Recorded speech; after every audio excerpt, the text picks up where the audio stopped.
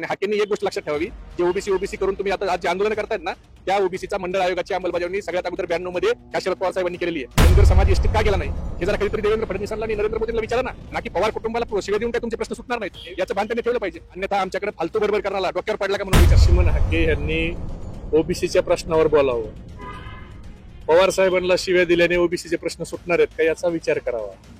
आणि जर पवार साहेब गुंड आहेत तर दरोडेखोर आहेत असं जर लक्ष्मण हाकेचं म्हणणं आहे, तर लक्ष्मण हाकेचे जे आदर्श आहेत मुख्यमंत्री किंवा पंतप्रधान भारतीय जनता पार्टीचे, तर लक्ष्मण हाकेंनी त्यांना जाऊन विचारलं पाहिजे की पवार साहेब दरोडेखोर आहेत, तुम्ही ह्यांना पद्मविभूषण का दिला.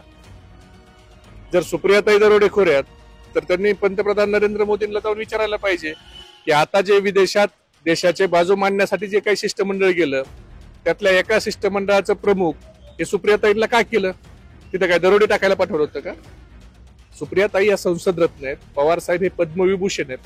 त्यामुळे ह्या लोकांच्यावर बोलताना हाकेंनी जरा संयमानं बोललं पाहिजे.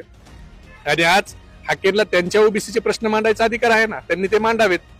मांडताना एका व्यक्तीला फक्त दोष देण्यापेक्षा, अर्थमंत्र्यांनी निधी दिला नाही हे म्हणण्यापेक्षा, हाकेंनी राज्याचे प्रमुख मुख्यमंत्री आहेत ह्यांना कधी जबाबदार धरणार आहेत का नाही की ओबीसीचा निधी कमी वाटप होत असताना तुम्ही काय करत होता राज्याचे प्रमुख म्हणून. हाकेंनी अशी एकतर्फी बाजू घेऊ नये. हाकेंची ओळख ही आता ओबीसी आंदोलक म्हणून जे झालेली आहे, तर ती ओळख जर हाकेला कायम ठेवायची असेल तर त्यांनी ओबीसीच्या प्रश्नावर बोललं पाहिजे. अन्यथा आमच्याकडे फालतू बडबड करण्याला डोक्यावर पडला का म्हणून विचारतात किंवा डोक्याला लागलाय का असं म्हणतात. ग्रामीण भागात जास्त बोलणाऱ्या माणसाला डोक्याला लागलाय का, तसं हाकेंची अवस्था ओबीसी आंदोलक ही ओळख बुजून डोक्याला लागलाय का अशी होऊन द्यायची नसेल तर त्यांनी ओबीसीच्या प्रश्नावर बोलावं. तुम्हाला समाजानं गाडी घेऊन दिली, स्वतःच्या पैशातनं समाजाने गाडी दिली, तर त्याचा प्रश्न मांडा, समाजाचे प्रश्न मांडा, ते सोडून घ्या.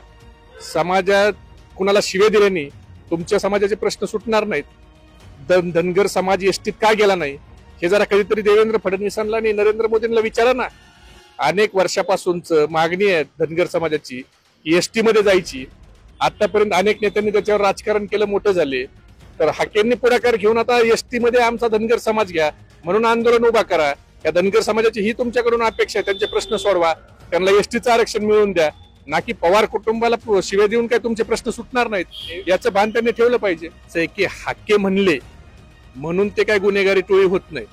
हाकेंनी त्यांचे जे काय बोलवते धनी आहेत त्यांना विचारावं ना, मग तुमच्या सरकारच्या काळात पद्मविभूषण भेटतो, तुमचं सरकार सन्मानानं सुप्रियाताईंना विदेशात देशाची बाजू मांडायला लावतंय, तुम्हीच तुमचे आदर्श आहेत ना मुख्यमंत्री, तुम्ही त्यांना पाठिंबा दिलाय ना महायुतीला, तर त्यांना विचारा ना, हे जर एवढे वाईट लोक आहेत तर तुम्ही ह्यांना का मोठेपण देताय, तुम्ही ह्यांना का पुरस्कार देताय, का विदेशात पाठवतायत.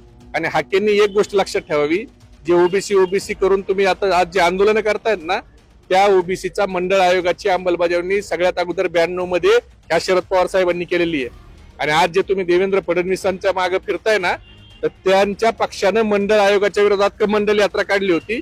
याचा जरा हाकेंनी अभ्यास करावा. असं आहे की तिथल्या लोकांना ते माहिती आहे म्हणून आज 50 वर्ष झालं तिथं पवार साहेबाच्या कुटुंबाला लोक निवडून देतात. काहीतरी केल्याशिवाय उगाच निवडून देतात का. एकदा हाकेंनी जाऊन उभं राहावं आणि बघावं त्यांना निवडून देतात का कसं.